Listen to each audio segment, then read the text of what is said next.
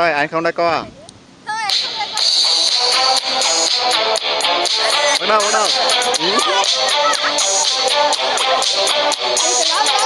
Rồi đi. Ôi bánh mè. Ai mà cởi áo cha. Cởi đi.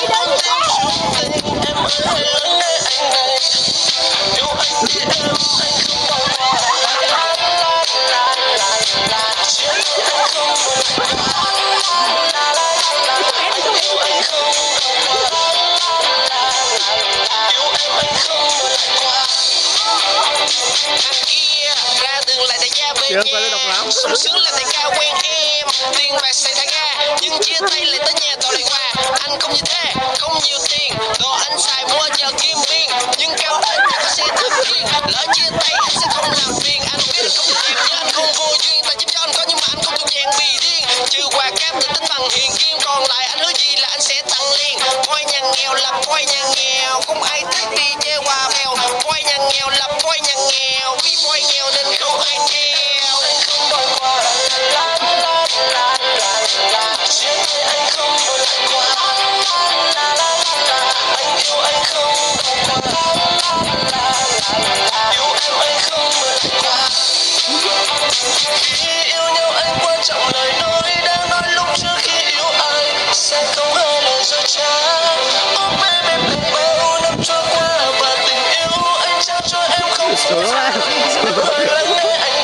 Xuống nhanh lên xuống.